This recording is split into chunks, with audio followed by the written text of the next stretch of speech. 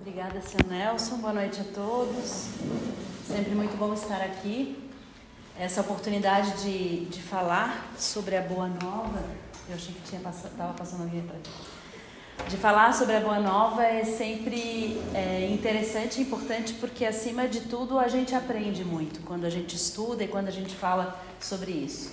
O seu Nelson fala de mim, mas, na verdade, ele que é muito eficiente. A gente faz uma dobradinha na tesouraria da casa e ele cuida das... Eu apresento as contas para ele e ele aprova. Então, a gente trabalha muito junto nisso, né, seu Nelson? Vamos lá. Então, vamos falar de Tomé, um dos personagens da Boa Nova. Quem é Tomé? Talvez alguns de vocês, ao ouvir esse nome, já lembrem de algumas coisas e já tenham em mente algumas coisas de quem era Tomé. Muitos de nós já conhecemos Tomé, mas talvez nesse momento a gente ainda não lembre.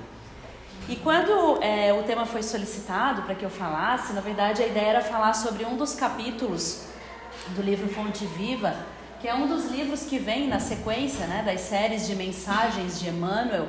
São 4 livros, cada livro traz 180 mensagens, e a mensagem de número 100 desse livro Fonte Viva se chama Ausentes. E vai falar sobre algumas coisas que Tomé nos trouxe, e por isso a gente vai falar dele hoje aqui. Falar de um personagem da Boa Nova é falar de um personagem que está envolvido nessa história de Jesus quando esteve aqui conosco. Então, Tomé é um desses personagens que esteve muito próximo de Jesus no momento em que ele esteve aqui, nos ensinando, nos mostrando tantas coisas importantes que a gente acaba estudando e fazendo e falando até hoje. Eu não vou ler a mensagem toda, mas eu vou trazer alguns aspectos dela para a gente primeiro tentar entender quem era Tomé. Eu acho que quando a gente entende quem é Tomé, a gente entende melhor essa mensagem que o livro nos traz. Então a mensagem começa com uma citação de João, que diz o seguinte: ora, Tomé, um dos 12, não estava com ele quando Jesus veio. E aí a gente vai pensar, quem era esse Tomé? Tomé era judeu, era da Galileia, era filho de pescador, era um pescador, assim como os 12 apóstolos que estavam próximos de Jesus tinham a pesca muito presente, né, na sua vida. Então era um dos 12 apóstolos escolhido por Jesus. Lá estava Tomé participando desse processo todo de Jesus enquanto esteve aqui conosco. Ele apareceu em alguns momentos, ele é citado em alguns momentos no Evangelho de São João. Esse livro aqui, que chama Vida e Atos dos Apóstolos, do Caibar Schutel, vai falar algumas coisas sobre Tomé. E eu me ative a algumas características de Tomé que vão explicar um pouquinho do que ele fez. Então, Tomé, ele era uma pessoa, segundo relatos, segundo o que a gente pode ler, que ao mesmo tempo que ele era extremamente corajoso, se colocava a fazer as coisas, muito facilmente ele desacreditava daquilo que ele fez. E quando a gente começa a estudar os personagens da Boa Nova, o exercício é sempre olhar para o personagem, mas buscar dentro da gente o que isso tem em relação comigo, porque esse é o aprendizado. A ideia é que a gente comece a pensar nisso. Quantas vezes será que a gente não se coloca dessa forma? Às vezes nem sempre tão corajosos, mas muitas vezes desacreditando de algumas coisas. Então Tomé tinha muito essa característica. Então, numa das passagens que é relatada dele com Jesus, em que Jesus convida eles a pescarem, e eles ficam pescando a noite inteira e não pescam nada, e aí passa a noite, Jesus novamente no dia seguinte sugere que eles novamente joguem a rede. Nas diversas passagens que Jesus em que há relatos de Jesus acerca dessa questão da pesca, né? Até por ser algo que os apóstolos faziam e trabalhavam diariamente. Tomé foi um dos que disse: eu não acredito, não vai ter peixe, nem adianta, para que fazer isso? Então, ele acreditava, ele se empenhava, ele acreditava na Boa Nova, ele acreditava em Jesus, mas muitas vezes ele voltava atrás. Ele dizia: será que é isso mesmo? E aí Jesus sempre mostrando e cuidando de Tomé com muito carinho, né? Então, ele foi muitas vezes considerado o apóstolo descrente, né? Então, traz muitas biografias que falam sobre ele, falam um pouquinho disso. Ele tinha uma rapidez de pensamento, então ele era muito rápido no pensar, muito rápido em resolver problemas práticos, Tanto é que em alguns momentos relata-se que ele usava muito mais a lógica, o pensamento, do que o coração. Então, muitas vezes ele não conseguia colocar em prática o sentimento, aquilo que ele acreditava, mas era muito mais lógico. Vai ser assim, vai ser assim, vai ser assim. Em alguns momentos, essa coragem dele se faz muito presente. Por exemplo, quando Jesus resolve voltar ao local onde ele estava sendo perseguido, os apóstolos ficaram extremamente amedrontados e preocupados e diziam a Jesus: não volte, se você voltar você vai ser morto, eles estão procurando, você vai ser apedrejado. E Tomé disse: não, vamos, e se ele quer voltar, vamos todos voltar junto com ele, e se ele morrer, morremos todos juntos com ele. Então ele sempre foi muito parceiro, no sentido de estar com Jesus e de entender que algumas decisões eram importantes, e ele se fazia presente naqueles momentos. Então ele tinha essa coragem muito impregnada. Quando Jesus falava e fazia os seus milagres, muitas vezes Tomé sugeria a Jesus que intensificasse, né, se mostrasse mais para a sociedade. Então ele dizia que Jesus tinha essa capacidade de fazer milagres e que ele deveria se colocar mais. Mas por que você não se torna um governador? Por que você não se torna o mais rico dos ricos, já que você consegue operar milagres? E eram essas conversas muitas vezes que Tomé trazia a Jesus, e claro, né, Jesus muitas vezes explicava, colocava, considerava essas questões. Mas qual é a passagem mais forte de Tomé e aquela que faz a gente lembrar muito dele até os dias de hoje? É a passagem que é mencionada no início do texto, esse que eu acabei de ler, que diz assim, né? Deixa eu voltar lá. Ora, Tomé, um dos 12, não estava com eles quando Jesus veio. Então, logo após o seu desencarne, lembrando que Tomé foi um dos que incentivou Jesus a voltar. Então vocês imaginem o quanto Tomé ficou desesperado no momento em que ele viu que realmente Jesus foi crucificado e foi morto, até no sentido de pensar de que ele poderia ser responsável por aquilo, já que ele foi um dos que incentivou o retorno de Jesus. E no momento em que Jesus se apresenta aos apóstolos após o seu desencarne, Tomé não estava junto com eles. Então é esse o relato que se faz. Tomé não estava lá, Jesus se apresenta e conversa com os apóstolos nesse primeiro momento, e Tomé, não estando lá, soube do que aconteceu depois, em outro momento. E qual foi a reação de Tomé? Não acredito nisso. Eu não vi. Eu não vi Jesus. Eu não toquei nas suas feridas. Eu não acredito que Jesus esteve aqui com vocês. Não, com certeza isso não aconteceu. E essa descrença permaneceu muito forte nele, até que 8 dias depois Jesus retorna novamente aos apóstolos, e Tomé estava presente, e aí Jesus se apresenta a ele e diz então, né, que a paz esteja convosco. Tomé, venha tocar em minhas feridas, venha sentir que eu estou aqui presente, e de uma vez por todas que todos nós possamos aprender de que não é preciso ver para crer. E Tomé, São Tomé, continua a sua caminhada como um apóstolo, como um discípulo de Jesus, disseminando o cristianismo, né? Obviamente que naquele momento ele entende o grande significado desse não é preciso ver para crer, e ele continua pregando, principalmente na Índia. São Tomé é muito conhecido, né? Teve uma série de pregações nesse país, né? Nessa região, e uma série de feitos, assim como os demais apóstolos, né, no sentido de levar a palavra de Jesus, os ensinamentos de Jesus a todos aqueles após a sua morte. E aí a gente se pergunta, quantas vezes será que a gente não precisa, ou a gente não quer ver para crer? O seu Nelson, quando abriu a reunião hoje, ele comentou sobre, muitas vezes a gente não tem noção do que é uma reunião doutrinária. Muitas vezes a gente não consegue perceber o que aqui acontece. E muitas vezes a gente não tem noção, não consegue perceber porque a gente não quer, né? Porque a gente queria ver, na verdade, né? Porque se a gente visse, talvez a gente acreditasse.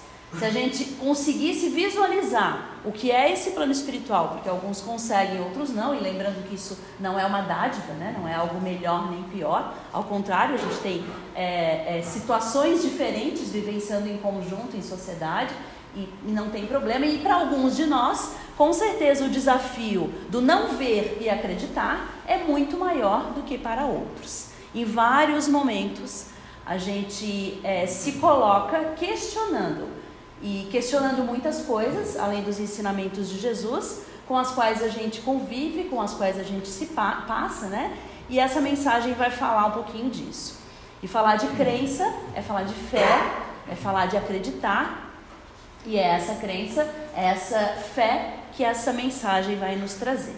Depois convido a leitura, né? Quem quiser acessar lá no livro, mas ele faz Emmanuel faz uma comparação, digamos assim, quando vai falar de Tomé, quando vai falar dessa fé, de que nada adianta a gente ir para uma escola, por exemplo, se a gente não se colocar ao aprendizado. Se a gente simplesmente se fazer presente na escola, sem que a gente se dedique àquilo que é importante que a gente se dedique naquele momento, né? Sem que a gente estude, que a gente vá lá simplesmente por ir, fica lá um tempo e volta, né? Será que muitas vezes a gente não faz isso nas nossas vidas de encarnados? A gente muitas vezes passa por situações que a gente até pensa, né? Me deixa aqui quietinho, eu não quero ver nada, eu não quero fazer nada. Melhor que eu não entre em contato com ninguém, porque se eu ficar aqui bem quietinho, ninguém vai me incomodar, eu não vou precisar olhar para nada, e tá tudo bem. A sensação que a gente tem muitas vezes é que os desafios, obviamente, nos trazem as dificuldades, mas a gente quer correr e quer ir para bem longe daquilo que está acontecendo, muitas vezes porque a gente não quer vivenciar ou porque a gente não consegue, né? Porque a gente tem dificuldade de vivenciar. Por quê? Porque assim como na escola, né? Assim como acontece na escola, acontece nas nossas vidas, tantas vezes a gente vivencia essas dificuldades e essas dores e a gente acaba buscando comparações, não é verdade? Então, tantas vezes a gente passa por momentos difíceis e a gente tem até dificuldade de vivenciar esses momentos difíceis por diversos fatores. Às vezes, porque a gente se acha egoísta de sentir aquela dor, quando a gente olha para o lado e vê irmãos sofrendo muito mais do que a gente. E a gente pensa, poxa vida, a minha dor talvez seja menor do que tantos outros, do que o que as outras pessoas passam, né? Os outros irmãos encarnados. Não há problema em a gente pensar assim, mas ao mesmo tempo, não existe comparação de dor. Não existe uma dor maior ou uma dor menor, porque a dor ela é única, ela é nossa, ela é o nosso aprendizado. Então não tem como eu dizer que a dor dela é maior do que daquela, maior do que aquela outra, e naquele momento dizer que essa sofre mais, sofre menos. Como que nós vamos avaliar? Como que nós vamos comparar se essa dor é individual? Não existe comparação e muitas vezes a gente busca comparações para tentar nos acalmar, às vezes, ou até mesmo para deixar de sentir as dores, para fugir dela. Então a gente foge desse sentimento e a gente pensa, não, é porque minha dor não posso sentir essa dor. Não. Claro, a gente sempre vai buscar não sentir, a gente sempre vai buscar melhorar. Mas em muitos momentos da nossa vida, é essa dor que nos gera o aprendizado. É essa dor que nos auxilia, que nos impulsiona, que nos faz sair do nosso cantinho, do nosso casulo e crescer. E para isso a gente não precisa ver nada, né? A gente não precisa olhar para acreditar. Muitas vezes é essa fé sentida, que a gente possa sentir para crer, né? E sentir o quê? Lá no Evangelho tem um capítulo que vai falar sobre a fé, que é o capítulo 19, né? E fala sobre a fé transporta montanhas. E um dos itens vai falar sobre a fé religiosa e a fé inabalável. Que fé inabalável é essa? É a fé que não se prescreve.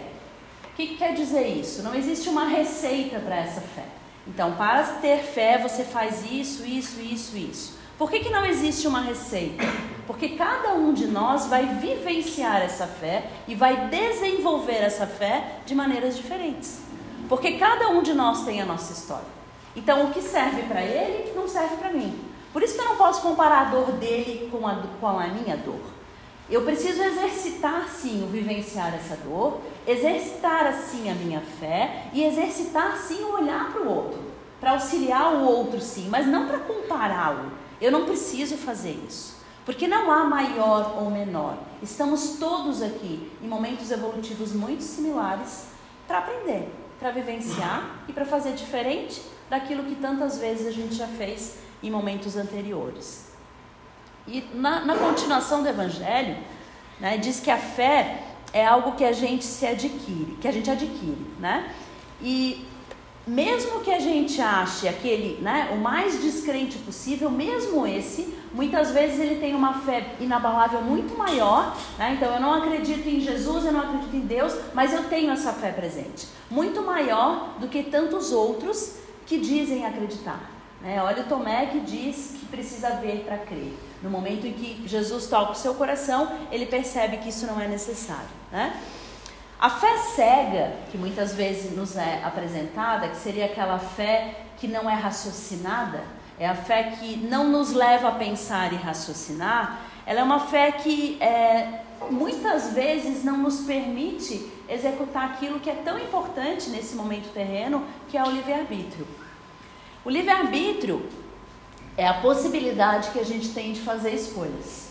Esse livre-arbítrio, ele está presente nessa jornada nossa como espíritos eternos que somos, desde antes do momento em que viemos para cá. No momento em que podemos planejar esse nosso encarne, que podemos pensar naquilo que a gente vai fazer. E é esse livre-arbítrio que nos possibilita fazer escolhas durante toda essa jornada que aqui estamos. Escolhas, muitas vezes de pensamento, muitas vezes de situações, escolhas que vêm muitas vezes para fortalecer a nossa fé ou não. E aí a gente vai trabalhando, né, com essas possibilidades dentro dos nossos caminhos. Quando a gente fala da fé que transporta montanhas, a gente pode se perguntar aonde estão essas montanhas. Muitas vezes são as montanhas que a gente constrói em torno da gente mesmo. Já perceberam isso? Muitas vezes a montanha não está lá longe, no outro lado. Eu estou vendo uma montanha lá longe. Não. É a montanha que eu construí para me proteger, achando que dessa forma eu vou conseguir ficar quietinha no meu canto. Eu construo essa montanha no meu entorno e eu não consigo transpor essas montanhas. Eu não consigo sair delas, eu não consigo quebrar essas barreiras. E muitas vezes isso me impede de vivenciar com o outro situações importantes e essenciais para o meu crescimento. Muitas vezes isso me impede de viver com a minha família aquilo que eu preciso viver, mesmo diante de todas as dificuldades que são apresentadas e os grandes desafios que a gente tem nos nossos seios familiares, né? Muitas vezes no nosso trabalho, na nossa relação com o outro, a gente tem muita dificuldade de acreditar e de vivenciar essa fé, porque fomos nós mesmos que criamos essas montanhas em torno da gente mesmo, né? Então, quando Jesus nos apresenta essas possibilidades, né? Quando ele diz, amar a Deus sobre todas as coisas e ao próximo como a si mesmo, o principal convite é o autoconhecimento, é olhar para dentro de nós mesmos. Porque à medida em que a gente vai se conhecendo, a gente vai percebendo que para muito além dessa matéria, há uma série de espíritos e amigos que estão prontos para nos auxiliar. Quantas vezes a gente fica esperando, por exemplo, mensagens de espíritos desencarnados, para acreditar que eles desencarnaram? Se eu não receber uma mensagem psicografada, ou se eu não escutar, ou se eu não ver, eu não vou acreditar. Será que precisa isso? Quantos relatos de desencarnes de mãe e filhos que se encontram no plano espiritual depois, e aquela mãe ou aquele filho diz que o tempo inteiro esteve presente junto daquele que estava aqui. O tempo inteiro ao lado daqueles irmãos, né, e pensando nessa família muito maior que a família espiritual, auxiliando e buscando junto para que as coisas fossem melhor e fossem encaminhadas de forma diferente, enquanto o encarnado aqui ficou o tempo inteiro pensando que precisava ver alguma coisa, escutar alguma coisa ou ler alguma coisa. algo sobrenatural, algo diferente, para acreditar. Será que é preciso isso?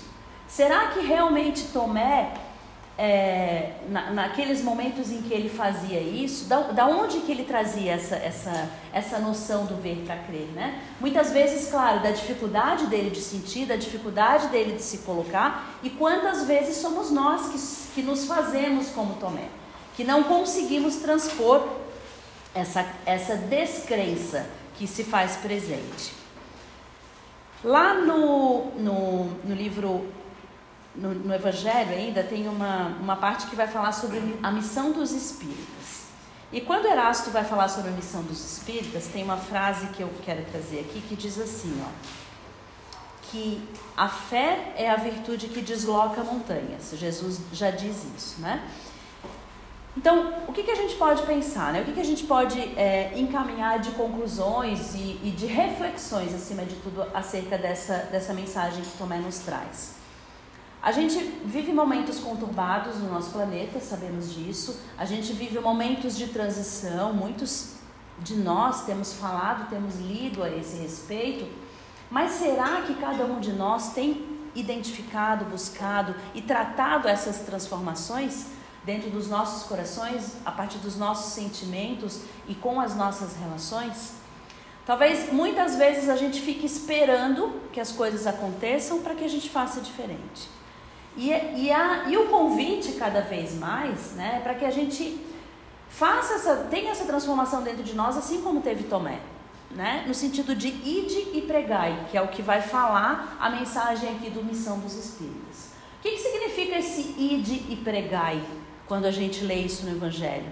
Não quer dizer que a gente precise fazer assim como Tomé, os outros apóstolos, que saíram a falar da palavra de Jesus. É claro que a gente pode fazer isso, mas para nós é muito mais presente, muito mais importante a gente buscar vivenciar isso dentro de nós e partir dos nossos exemplos.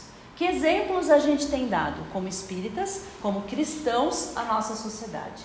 O que temos feito para de fato vivenciar esse cristianismo nas nossas vidas, junto com as nossas famílias, no nosso trabalho, junto com a gente mesmo? Porque a transformação ela é possível. Jesus já dizia, né, e a gente sabe disso, que aquela centelha divina ela está dentro de cada um de nós. E ela é diferente para cada um de nós.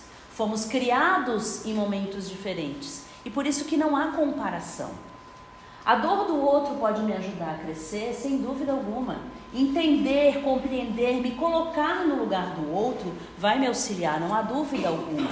Mas para muito além disso, é preciso que eu trate das minhas dores. E não me sentindo egoísta por isso, mas entendendo que isso vai trazer um amadurecimento importante para que eu possa auxiliar, exemplificar e me colocar cada vez mais como cristão nessa sociedade. Esse livro da Joana de Ângeles, que chama Mundo Regenerado, é o último livro do Divaldo, tem 2 capítulos que me chamaram muito a atenção, que eu acho que vale a pena a gente falar um pouquinho deles, que são... Chega até a ser estranho, assim, porque a gente lê um capítulo, depois a gente lê outro e pensa, afinal, o que é para eu fazer, né? Porque o capítulo, ele tem como título Confia e Age, o capítulo 4. E o capítulo 8 diz assim, confia e espera. Tá, afinal de contas, é para eu agir ou para eu esperar, né? O que é para eu fazer? É no mesmo livro, né? E aí a gente vai entender o que a Joana de Ângeles está nos falando a respeito disso, né? Eu não vou ler aqui, porque eu acho que vale a leitura depois, mas ela está falando sobre as dificuldades todas do nosso planeta, né? Ela até diz assim, que um observador menos cuidadoso supõe que está havendo uma regressão da humanidade. Às vezes não é essa a impressão que a gente tem? A gente escuta tanta coisa absurda, a gente escuta, assim, a gente pensa, onde é que eu estou? O que é que está acontecendo? Aparentemente, parece uma regressão, né? E o convite que ela faz nesse capítulo é para a gente agir, né? Então, ela está falando disso, mas o que ela está dizendo? O que ela diz é assim, na verdade, o que está acontecendo é um apressamento em que as ansiedades devoram as reservas de energia. Olha só que importante isso. Então, a gente vive tão acelerado e tão ansiosos, né, com tanta ansiedade presente nas nossas vidas, que a gente acaba com a nossa energia. Então aquilo que a gente repõe durante o nosso sono, durante as nossas preces, durante os momentos em que a gente consegue se colocar, né, em contato com a espiritualidade, com Jesus, facilmente a gente perde, porque a gente acelera demais, a gente está ansioso demais. Então, ao invés de aparentemente uma regressão, o que está acontecendo é que muitos de nós não estamos conseguindo nos manter em equilíbrio durante o nosso dia a dia. E aí, claro, quando a gente perde as energias, o que acontece? A espiritualidade, que não quer que as coisas aconteçam de maneira, né, tranquila e equilibrada, chegam muito próximos do orbe terrestre e acabam influenciando todos nós. Claro, vamos pensar que a responsabilidade não é dos espíritos, a gente sempre pensa isso, né? Não vamos atribuir a essa espiritualidade a responsabilidade por tudo isso. Se eles chegam, é porque a gente permitiu, né? E aí lá no capítulo 8, quando ela vai... Tem muita coisa que ela fala aqui, tá? Vale uma palestra sobre os 2 capítulos. E quando ela fala lá no Confia e Espera, o que ela está dizendo, né? Ela diz, ela vai falando ao longo da obra de que esse momento de transformação é um momento de se mexer também em várias regiões umbralinas, várias regiões em que vivem espíritos menos evoluídos. E a espiritualidade, com a nossa ajuda, com as nossas preces, com o nosso auxílio, tem conseguido desfazer muitas dessas regiões. Mas ao desfazer essas regiões, alguns espíritos ainda desnorteados, que não têm muito conhecimento, continuam, né, agindo e muito próximos e às vezes até mais próximos. Porque em determinado momento estão lá quietinhos, né, numa região, mexe naquela região, o que acontece? Né? Como a gente mexer no formigueiro, a gente mexe, o que as formigas fazem? Elas saem, não sabem nem para onde estão indo, né? Algumas são retiradas dali, outras não sabem o que... É mais ou menos isso que acontece. E aí a gente acaba recebendo muito essa influência, né, ou sentindo muito essa perturbação, e aí o convite é que a gente espere. Que a gente espere com fé e paciência. Então, ao mesmo tempo que a gente precisa agir no sentido de buscar vivenciar cada vez mais os ensinamentos de Cristo, os ensinamentos de Jesus em nossas vidas, o convite também é que a gente espere e que a gente tenha paciência. Calma, menos ansiedade, mais tranquilidade, respirar profundamente, buscar esses momentos de contato com essa energia, com esse fluido vital, com esse refazimento tão importante para que a gente consiga cada vez mais auxiliar essa espiritualidade e participar desse processo de transição de maneira equilibrada. Sem que a gente precise necessariamente ver que aconteça um desastre ou um caos para acreditar que realmente as coisas estão mudando e estão se transformando. Não é necessário mais. Já temos um amadurecimento espiritual, todos nós, porque estamos juntos nesse momento terreno, escolhemos estar juntos nesse momento terreno e precisamos ter clara noção da nossa parte, do nosso papel, sem esperar que o outro faça por mim, fazendo o diferente sim, sendo diferente, agindo, mas ao mesmo tempo esperando. Com paciência, com tranquilidade e com essa fé muito presente. Essa fé que nos convida a fazer diferente, que nos convida à transformação.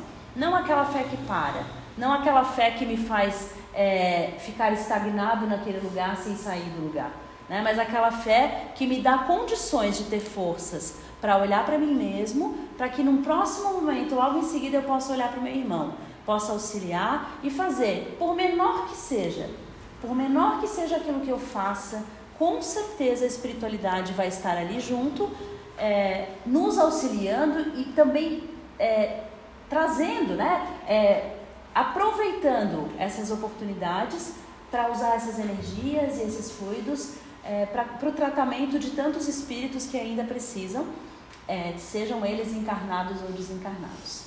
Então esse é o convite de Tomé, que a gente possa lembrar dele, sentindo muitas vezes que a gente é o próprio Tomé, né? E que a gente possa fazer passar esse momento de descrença, que são momentos pontuais, né? Eu acredito, não é o tempo inteiro que a gente passa por isso, sem dúvida alguma, quando as dificuldades se apresentam, isso vem muito mais forte, mas que a gente possa então aprender com esses ensinamentos e, acima de tudo, entender que a espiritualidade aqui se faz presente, que a espiritualidade junto de nós no momento do passe, no momento da prece, vai estar nos auxiliando, e que a gente possa fazer a nossa parte, né? Deixando lá fora os problemas, nos conectando juntos, né? Em prol dessas preces, dessa elevação de pensamentos, para que a gente consiga se conectar e fazer a diferença. Agradeço a atenção de todos, que a gente possa então ter uma boa noite, e a cada dia da semana, a cada momento, a cada pessoa que a gente encontra, distribuir um pouquinho que seja, uma pontinha dessa energia tão preciosa que a gente recebe quando a gente vem aqui todas as semanas. Muito obrigada, Paciência.